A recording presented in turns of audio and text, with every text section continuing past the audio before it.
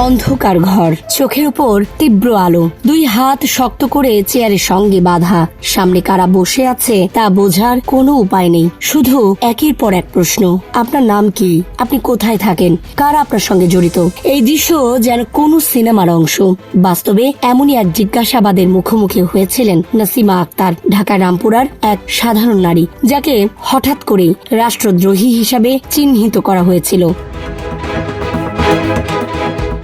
নাসিমার বিরুদ্ধে অভিযোগ ছিল ভয়াবহ। তিনি নাকি বিদ্যুৎ কেন্দ্র ও পানি শোধনাগারে হামলার পরিকল্পনা করেছেন, কিন্তু প্রতিটি প্রশ্নের উত্তরে তার একটাই কথা ছিল, আমি এসবের কিছুই জানি না। দিনের পর দিন জেরা চলছে, চাপ বাড়ানো হয়েছে, কিন্তু তার অবস্থান বদলায়নি। এই জিজ্ঞাসাবাদের পরিবেশ অনেকটা গুল সিনেমায় দেখানো বিশেষায়িত জেরা কক্ষের মতো, যেখানে মানসিক চাপ আর ভয়ই প্রধান অস্ত্র। 3 দিন ধরে চলা সেই জেরা শেষে তাকে আবার পুলিশের কাছে ফিরিয়ে দেয়া হয়। পরে আরও কয়েকদিন রিমান্ডে রাখা হয়।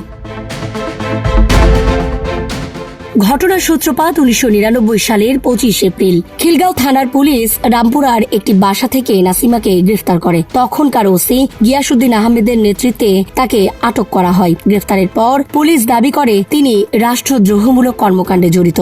বিষয়টি এতটাই গুরুত্ব পায় যে মিন্টো রোডের পুলিশ জনসংযোগ শাখা থেকে তার ছবি ও তথ্য গণমাধ্যমে পাঠানো হয়। পরদিন দেশের প্রায় সব দৈনিকের প্রথম পাতায় ভয়ঙ্কর আসামি হিসাবে নাসিমার ছবি প্রকাশিত হয়, কিন্তু ঘটনাটির ভেতরে ছিল ভিন্ন গল্প।